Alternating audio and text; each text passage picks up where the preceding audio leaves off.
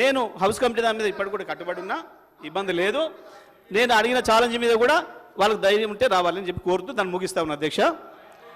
ఇక ఇతర విషయాలకు వస్తే, ఇప్పటికి కూడా మరొకసారి ముఖ్యమంత్రి కావచ్చు, డిప్యూటీ ముఖ్యమంత్రి కావచ్చు, ఇతర సభ్యుల అవగాహన కొరకు ఇంకో విషయాన్ని చెప్తా ఉన్నా అధ్యక్ష. నేను ఈ సభ నుంచి ప్రజలకు కూడా పోవాలి, మరి వారు చూపిస్తారో లేదో నాకు తెలియదు కానీ, ఎందుకంటే మాది మొత్తమే కట్ చేస్తున్నారు పైన. కెమెరాలు మా వైపు రావు, ఎప్పుడు మా దాంట్లో ఎవరు మాట్లాడినా చూపించరు, స్పష్టంగా కనబడుతుంది. కానీ నేను వారు చెప్తున్న సబ్జెక్ట్ అధ్యక్ష, సబ్ క్రిటికల్ సూపర్ క్రిటికల్ అధ్యక్ష సబ్జెక్ట్కి వచ్చిన సబ్ క్రిటికల్ సూపర్ క్రిటికల్ టెక్నాలజీకి సంబంధించి 800 మెగావాట్ల లోపు విద్యుత్ ఉత్పత్తి జరిగినప్పుడు బొగ్గు కొంచెం ఎక్కువ కాలుతుంది, దానివల్ల కార్బన్ ఎమిషన్స్ వస్తాయి, పొల్యూషన్ అవుతుంది. ఈ పొల్యూషన్ కంట్రోల్ చేయాలని చెప్పి ప్రపంచవ్యాప్తంగా వచ్చిన అగ్రిమెంట్లో భాగంగా చట్టం చేసిండ్రు 2013-14లో. దాని ప్రకారం 2017 మార్చి చివరి నాటికి పూర్తి కాగలిగిన ప్లాంట్లను సబ్ క్రిటికల్ టెక్నాలజీ ద్వారా కూడా పూర్తి చేసుకోవచ్చు. ఇక ఆ తర్వాత పూర్తి అయ్యే మాత్రం ఎట్టి పరిస్థితుల్లో కూడా సబ్ క్రిటికల్లో రావద్దు, సూపర్ క్రిటికల్తోనే స్టార్ట్ చేసుకోండి అని చెప్పి ఉంది దాంట్లో. ఆనాడు మనకున్న విద్యుత్ అవసరాల దృష్ట్యా దాని యొక్క అత్యవసర పరిస్థితిని దృష్టిలో పెట్టుకొని బిహెచ్ఎల్ను పిలిచి మీరు ఎన్ని రోజుల్లో చేయగలుగుతారు తక్కువ అని అడిగినారు ముఖ్యమంత్రి గారు. అడిగితే వాళ్ళు సూపర్ క్రిటికల్ది అయితే 5 సంవత్సరాలు 6 సంవత్సరాలు తీసుకుంటుంది, గతంలో అయితే ఎక్కువని తీసుకున్నాయి, మేము తక్కువ అంటే 4 సంవత్సరాలు చేయగలుగుతాం, అంతకు మించి తగ్గించలేం సార్ మేము అని చెప్పిండ్రు. కొత్తగూడెంది కేటీపీపీ 7th స్టేజ్ ఇచ్చినాం వాళ్ళకి. అదే సందర్భంలో మా దగ్గర 270x4 మెషినరీ 2270 మెగావాట్లు తయారు చేయగలిగిన మెషినరీ మా దగ్గర సిద్ధంగా ఉంది. మీరు అర్జెంట్ అంటున్నారు కాబట్టి సివిల్ వర్క్స్ చేసుకుంటే ఆ మెషినరీ తెచ్చి ఇక్కడ చేసుకోవచ్చు, బిగించుకోవచ్చు, కొత్త మిషనరీ అది. మీరు అవకాశం ఇస్తే అది చేస్తాం, 2 ఏళ్లలో పూర్తి చేస్తాం. అది కూడా కేంద్ర ప్రభుత్వం యొక్క కండిషన్స్ మాకు తెలుసు. మార్చి 2017 లోపలనే చేస్తాం మేము అని చెప్పారు. కేంద్ర ప్రభుత్వ సంస్థ వారు ముఖ్యమంత్రి గారు చెప్పినట్లు వాళ్ళ దగ్గర టెక్నాలజీ మెషినరీ ఎక్విప్మెంటే వాళ్ళ కాడ తీసుకుంటాం కాబట్టి వాళ్ళ దగ్గరే ఉంది అన్నప్పుడు వాళ్ళకి అది అప్పచెప్పినాం అధ్యక్ష. ఆ తర్వాత ఎన్జిటి కేసు, కరోనా ఇతర కారణం వల్ల ఆలస్యమైంది. నిన్న ఉప ముఖ్యమంత్రి గారు మాట్లాడుతున్న సందర్భంలోనే చెప్పారు, మేము 2006లో ప్రారంభించింది మీరు కంప్లీట్ చేసిర్రు, మేము 2007లో ప్రారంభించింది మీరు కంప్లీట్ చేసిర్రు, ఆ తర్వాత 2009లో ప్రారంభించింది మీరు కంప్లీట్ చేసిర్రు, మీరు చేసిర్రు చెప్పుకుంటున్నారు. 2006లో ప్రారంభించింది మేము వచ్చినాక పూర్తి చేసినామంటే ఎన్ని ఏళ్ళు పట్టినట్టు అధ్యక్ష? అయినా ఈ దేశంలో ఇప్పటి వరకు మొత్తం భారతదేశంలో రికార్డు మేము కొత్తగూడెంలో నిర్మాణం చేసిన 800 మెగావాట్స్ సూపర్ క్రిటికల్ టెక్నాలజీతో పూర్తి చేసింది అత్యంత తక్కువ సమయంలో, రికార్డ్ సమయంలో పూర్తి చేసినాం అధ్యక్ష. మరి అది పూర్తి చేసిన మిగతా పూర్తి చేయకుండా ఉండడానికి మాకేం అవసరం అధ్యక్ష? వచ్చిన కారణాలు ఎన్జిటి కేసులు, కరోనా, వాటి వల్ల ఆలస్యమైందని చెప్పినాం. ఇక సూపర్ క్రిటికల్ సబ్ క్రిటికల్ సంబంధించి ఏ కేంద్ర ప్రభుత్వం అయితే చట్టం చేసి మీరు సూపర్ క్రిటికల్ పోవాలని చెప్పిందో అదే కేంద్రం నుంచి ఈ మధ్యకాలంలో ఒక మెమో వచ్చింది అధ్యక్ష. సోలార్ విద్యుత్ ఉత్పత్తి ఎక్కువ అవుతున్న సందర్భంలో సూపర్ క్రిటికల్ ప్లాంట్లకు కూడా 50% PLF వరకే పనిచేయాలి అని చెప్పి అధ్యక్ష, అది 500-600 మెగావాట్లు ఉత్పత్తి చేసినా సబ్ క్రిటికల్ దాని అర్థం. దానివల్ల బొగ్గు కాల్చడం అనేది ఎక్కువ అవుతుంది. 800 లోపలికి వచ్చి 700 లోపలికి వస్తే తప్పకుండా అది మళ్ళీ సబ్ క్రిటికల్ టెక్నాలజీతో వచ్చిన ఎమిషన్స్ ఎంత వస్తాయో అంతే వస్తాయి. కాబట్టి ఇవాళ దానికి అర్థమే లేకుండా పోయింది.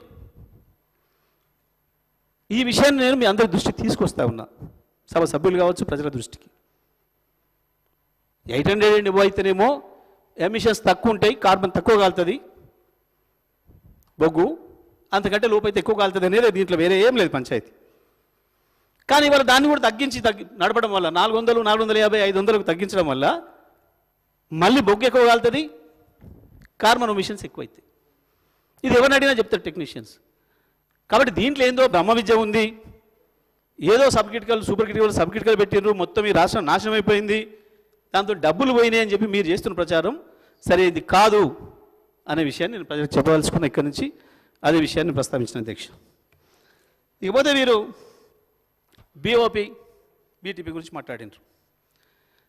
అదే సందర్భంలో మనం ఇవాళ ఇక్కడ ఏదైతే కొత్తగూడెం ప్లాంట్ను బీహెచ్ఎల్కి ఇచ్చినామో మొత్తం కలిపేసినాం అధ్యక్ష. అది కూడా దాని మీద వీళ్ళు ఒక్కసారి కూడా మాట్లాడలే. ఇంక అది కూడా ఉంది. మరి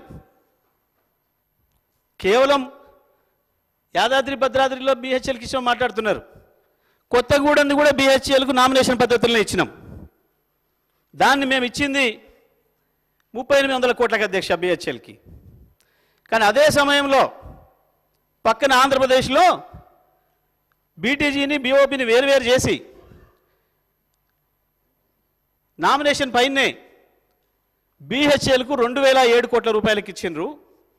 సివిల్ వర్క్లను ప్రైవేట్ కాంట్రాక్టర్లను పిలిస్తే బిడ్డింగ్ రూపంలో దాదాపుగా 2700 కోట్లు 2600 కోట్లు సబ్జెక్టు కండిషన్. మనకంటే 830 కోట్ల పైగా ఎక్కువ ఖర్చు వచ్చింది ఆంధ్రప్రదేశ్లో. సేమ్ సైజు సేమ్ ప్లాంటు విజయవాడలో. ఇంకోటి కృష్ణపట్నంలో కూడా పిలిచారు అదే సమయంలో, అక్కడ ఇంకా ఎక్కువ. ఇదే బీహెచ్ఎల్కు 2007 కోట్లకేమో బీటీజీ ఇచ్చిండ్రు, బీఓపీ అక్కడ 3000 కోట్ల చిల్లరకు వచ్చింది అధ్యక్ష ఓపెన్ టెండర్గా పిలిస్తే. మనకంటే 1150 కోట్లు ఎక్కువైంది. మరి మనం బీహెచ్ఎల్కి ఇచ్చి లాభం జరిగిందా నష్టం జరిగిందా? ప్రభుత్వ రంగ సంస్థకి ఇస్తే వీళ్ళేదో మీరు ఇంటర్ను మళ్ళీ ప్రైవేట్ వాళ్ళకి ఇచ్చుకున్నారు, సబ్ కాంట్రాక్ట్లకు ఇచ్చుకున్నారు. అధ్యక్ష, ఒకవేళ మీరన్న మాట ప్రకారం దాంట్లో ఏదో మతలబు ఉండి ఏందో పైసలు వస్తాయి అనుకుంటే మేము బీహెచ్ఎల్కి ఇచ్చి సబ్ కాంట్రాక్ట్ తీపియాలి అధ్యక్ష. మేము డైరెక్ట్గానే ప్రైవేట్ వాళ్ళు పిలుచుకుంటాం కదా, అవతల చంద్రబాబు నాయుడు గారు పిలిచినట్టు, ఇంకో రాష్ట్రం పిలిచినట్టు డైరెక్ట్గా పిలుచుకోవచ్చు కదా. మేము మా చేతుల్లో తీసుకుపోయి వాళ్ళ చేత కప్ప చెప్పి వాళ్ళ మధ్య ఇంకొనికి ఇప్పించే అధ్యక్ష కర్మైంది మాకు. కానీ వీళ్ళకు రేపు కూడా మేము బీహెచ్ఎల్కి ఇవ్వాలని మేము డిమాండ్ చేస్తామన్న భయంతో వేరే తప్పుడు ఆలోచనలు మనసులో పెట్టుకొని ఇప్పటి నుంచే లేదని నిర్మాణం చేసుకుంటారు అధ్యక్ష. ఈ రాష్ట్రంలో మేము అడుగుతున్నాం, రాబోయే కాలంలో కూడా ప్రభుత్వ రంగ సంస్థలకే ఇవ్వండి నామినేషన్ మీద. మేము మిమ్మల్ని మెచ్చుకుంటాం, మేము మిమ్మల్ని అభినందిస్తాం, బీహెచ్ఎల్కే ఇవ్వండి మేము డిమాండ్ చేస్తున్నాం.